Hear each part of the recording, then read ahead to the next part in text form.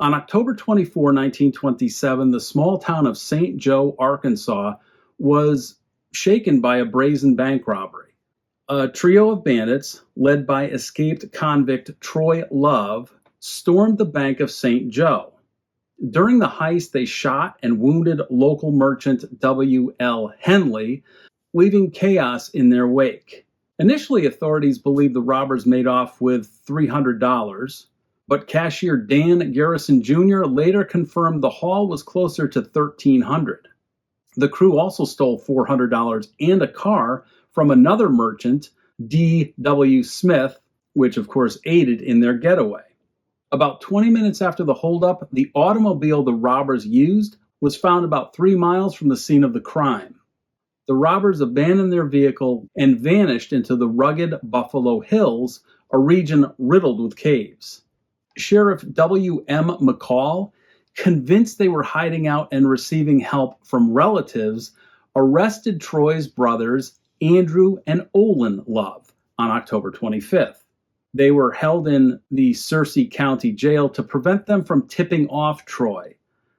Despite an all-night search by officers and citizens, the pursuit was called off.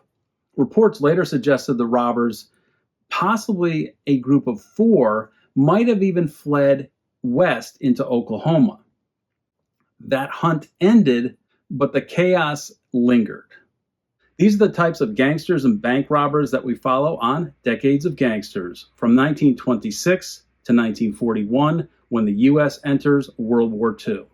Moving north to Monroe, Wisconsin, we revisit a case we covered in our September 1926 episode, Ban Jazz and Eliminate Bank Heists.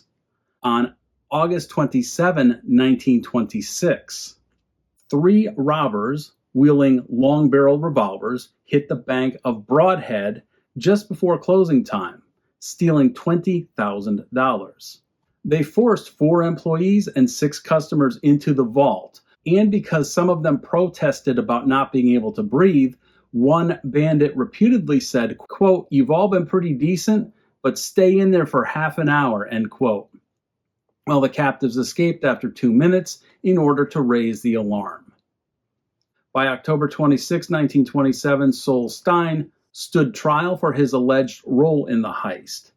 3 witnesses positively identified him as one of the trio, known for scattering tacks on the road behind them to slow pursuers, a tactic we noted as a hallmark of their Batman and Robin style escape. The case against Stein was mounting, making a critical step toward justice for Broadheads. In St. Louis, Missouri, a different kind of crime unfolded. On October 21, 1927, John Williams was convicted in the circuit court for forging a $200 check. Williams, an employee at the Coca-Cola Bottling Works, forged the name of attorney Thomas J. Cole on a check issued by the company's president, Willard Cox. He used it to pay $40 in rent to the Orion and R.G. Scott Real Estate Company and pocketed $160 in cash. His scheme unraveled quickly, and Williams was sentenced to 2 years in the state penitentiary. It was a stark reminder that not all crimes of the era relied on Tommy guns or brute force. In Aurora, Illinois, we see a tale of ambition and ruin which captivated the public.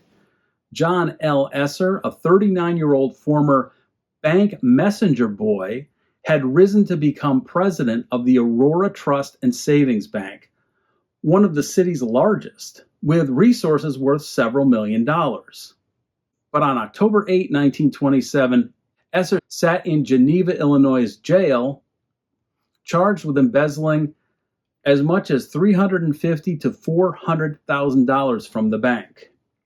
Esser's downfall stemmed from a gambling obsession. He admitted to trying to, quote, clean up on the stock market, end quote, only to have the market, quote, clean me instead, end quote.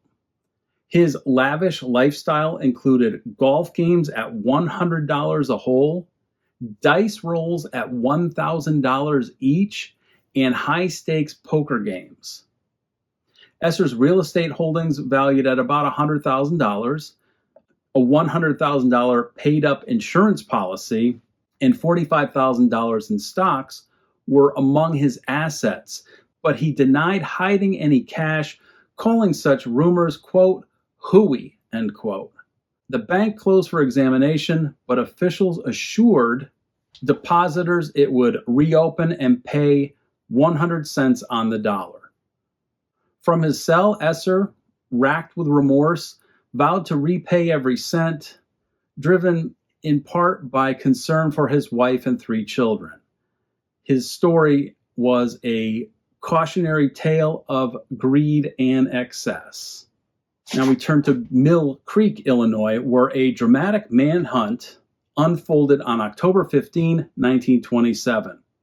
3 robbers, Joe Drum, 22, and brothers Frank and Sherman Smitty, 25 and 27, robbed the First National Bank of Grand Tower, stealing about $1,600 while overlooking an additional $4,600 in cash. They forced bank officials to lie on the floor before fleeing in a roadster. After tire trouble forced them to abandon their car, they stole another one from a farmer, but then were spotted by Sheriff George W. Layerley, leading to a gunfight in their escape into a thicket. A massive posse of over 200 men, including a riot squad from the 138th Infantry of the Illinois Militia, sheriffs from 3 counties, surrounded the woods.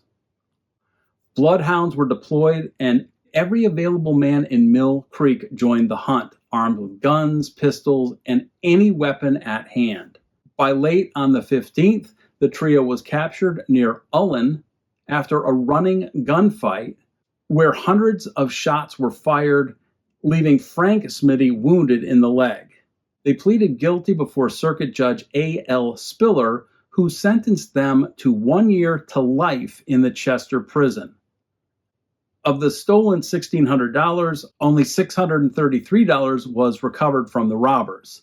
Judge Spiller declared that they'd been arrested before and that they, quote, need never call on me for any recommendation in the event you appear for clemency, end quote.